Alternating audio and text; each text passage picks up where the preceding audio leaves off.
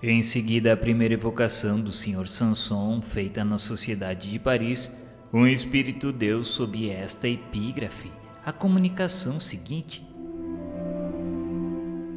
foi a de um justo a morte desse homem, de quem neste momento vos ocupais, isto é, esperançosa e calma. Como o dia sucede naturalmente à aurora, a vida espiritual se lhe sucedeu à vida terrestre, sem rompimento nem abalo. O seu último suspiro foi tanto como um hino de reconhecimento e amor. E quão poucos os que atravessam assim a rude transição! Quão poucos os que, após a confusão e desespero da vida, concebem o ritmo harmonioso das esferas. Como o homem de saúde perfeita, de chofre mutilado, sofre nos membros separados ao corpo, assim a alma do cético, separada do corpo, se despedaça e, lancinante, se precipita no espaço inconsciente de si mesma. Orai por essas almas perturbadas, orai por todos os sofredores, que a caridade não se restringe à humanidade visível, mas deve socorrer e consolar os habitantes do espaço. Disso tivestes a prova evidente na súbita conversão desse espírito, tocado pelas preces espíritas sobre o túmulo do homem de bem que vindes interrogar e que deseja fazer-vos progredir no bom caminho. O amor não tem limites. Enche o espaço e dá e recebe mutuamente as suas divinas consolações. Também o mar se desenrola numa perspectiva infinita, cujo espetáculo deslumbra o espírito, parecendo confundir-se no seu limite com os céus. São duas grandezas que se extremam.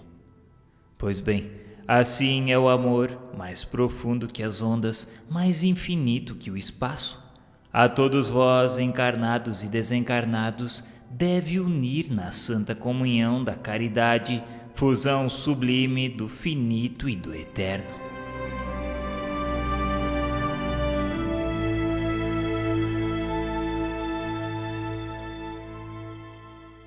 Essa comunicação foi ditada por um espírito de nome Georges.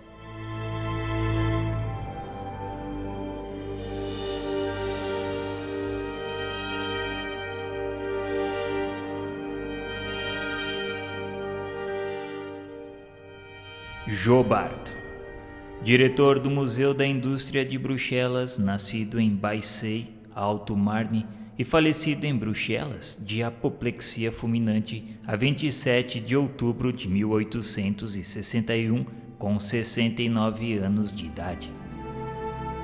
O Sr. Jobard era presidente honorário da Sociedade Espírita de Paris e tratava-se de o evocar na sessão de 8 de novembro, quando, antecipando-se ao nosso desejo, espontaneamente deu a seguinte comunicação: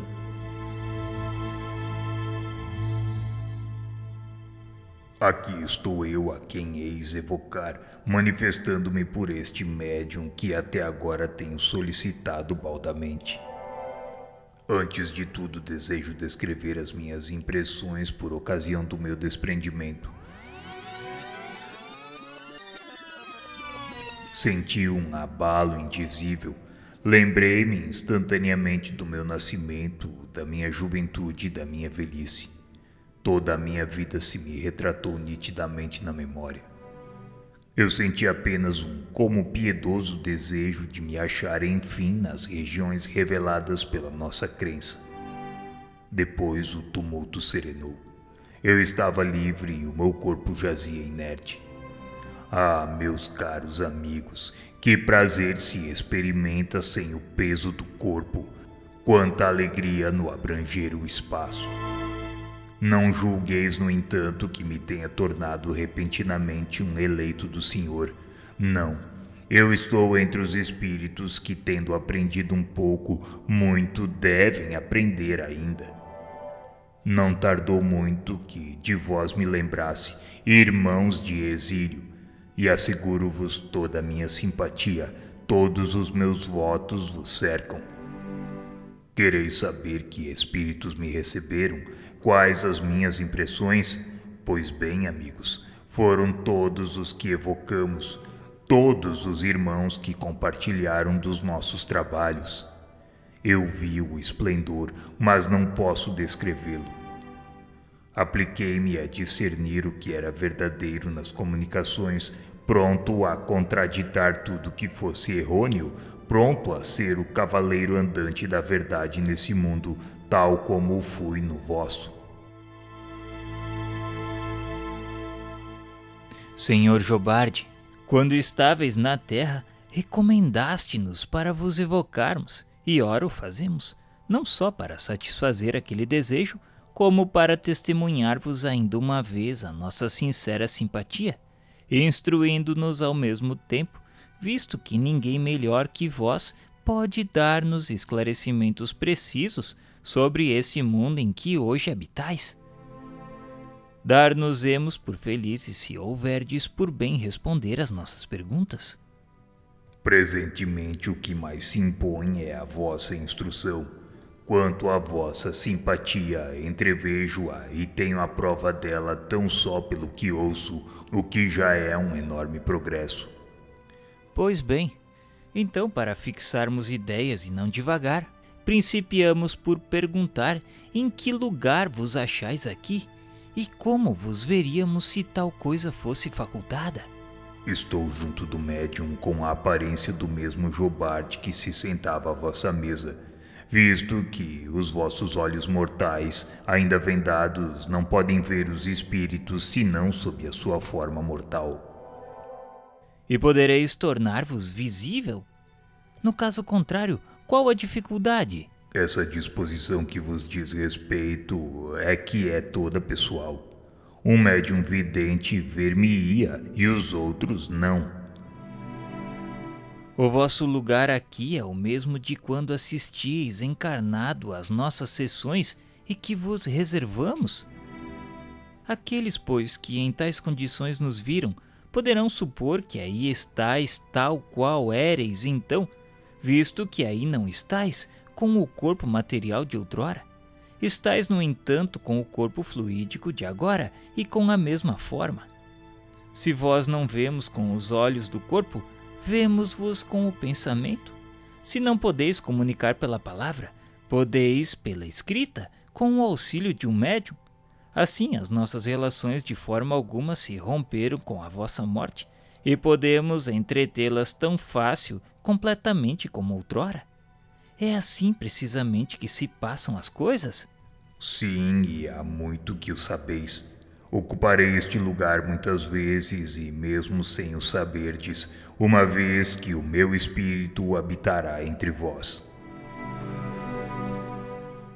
Nota: chamamos a atenção para esta última frase, o meu espírito habitará entre vós, que neste caso não é uma simples figura, porém realidade. Pelo conhecimento que o Espiritismo nos dá sobre a natureza dos espíritos, sabemos que qualquer um pode achar-se entre nós, não só em pensamento, mas pessoalmente com seu corpo etéreo, que o torna uma individualidade distinta. Um espírito tanto pode, conseguintemente, habitar entre nós depois de morto, como quando vivo, ou por outra, melhor ainda, depois de morto, uma vez que pode ir e vir livre e voluntariamente. Deste modo, temos uma multidão de comensais invisíveis, indiferentes uns, outros atraídos por afeição. É a estes últimos que se aplica esta frase. Eles habitam entre nós, que se poderá interpretar assim. Eles nos assistem, inspiram e protegem.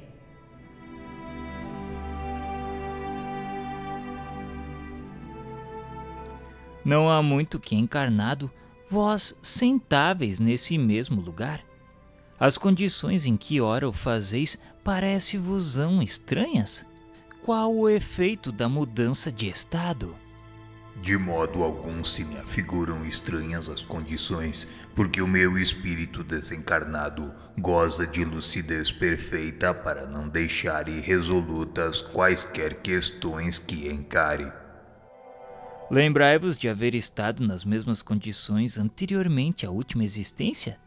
experimentais qualquer mudança a esse respeito, comparando as situações presentes e passada? Recordo-me das existências anteriores e sinto-me melhorado. Por isso que me identifico com o que vejo, ao passo que, perturbado nas precedentes existências, só me apercebia das faltas terrenas. Lembrai-vos da penúltima encarnação, da qual precedeu a do Sr. Jobard? Se me lembro, fui um operário mecânico acossado pela miséria e pelo desejo de aperfeiçoar a minha arte. Como Jobard, realizei os sonhos do pobre operário e dou graças a Deus, cuja bondade infinita fez germinar a planta e cuja semente depositara em meu cérebro. E já vos tendes comunicado em outra parte? Pouco me tenho comunicado. Em muitos lugares, um espírito tomou-me o nome. Algumas vezes estava eu perto dele sem que pudesse comunicar-me diretamente.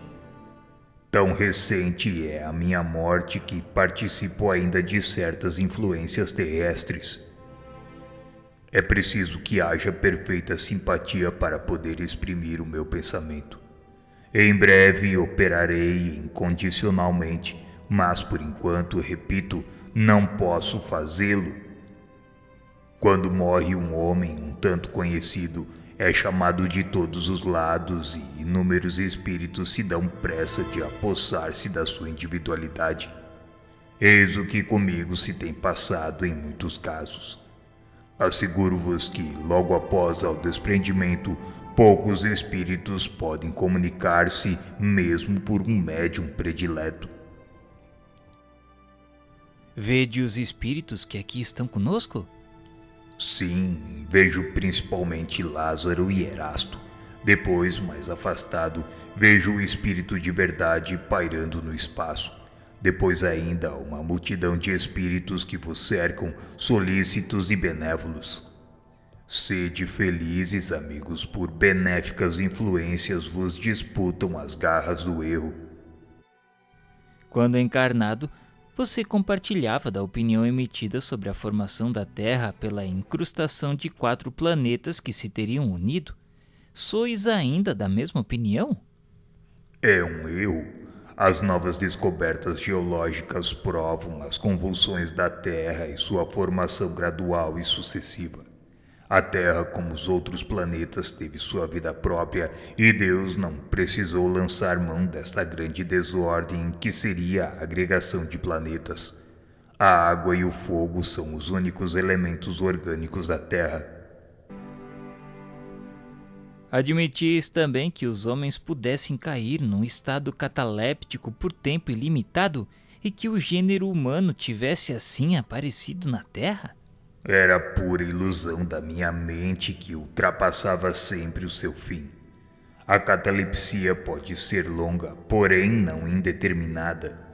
Tradições, lendas exageradas pela imaginação oriental. Meus amigos, muito tenho sofrido já com as ilusões que alimentaram o meu espírito. Não vos iludais a tal respeito.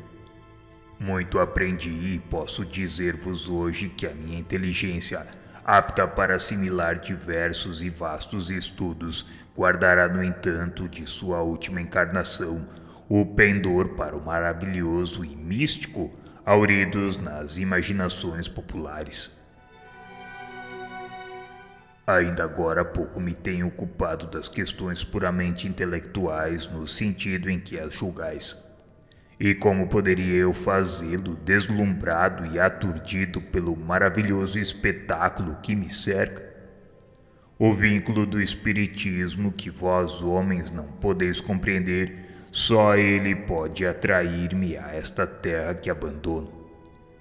Não direi com alegria por ser uma impiedade, mas com o profundo reconhecimento da liberdade.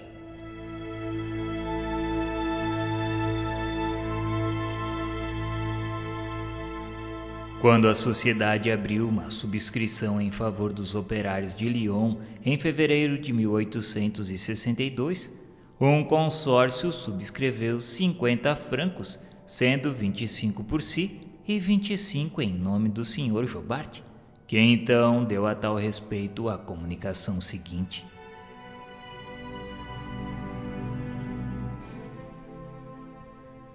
Exulto e lisonjeio-me de não ter sido esquecido entre os meus irmãos espíritas.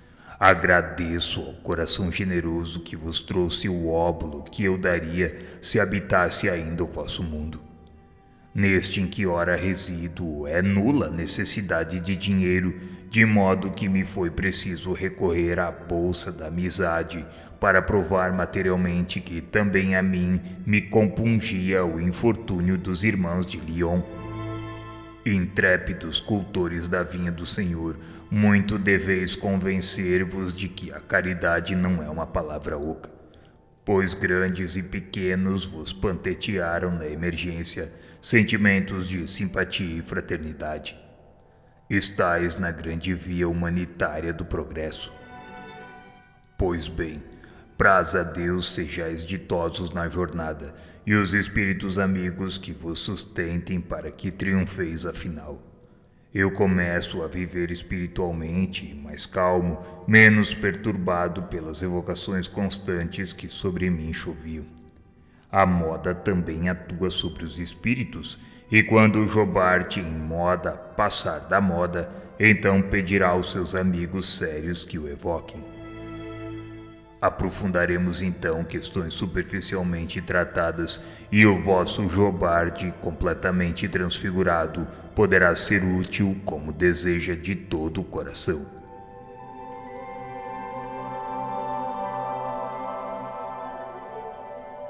Passados os primeiros tempos consagrados ao alento dos amigos, o Sr. Jobart colocou-se entre os espíritos que ativamente propugnam pela renovação social, esperando uma nova encarnação terrena para tomar parte ainda mais ativa e direta nesse movimento.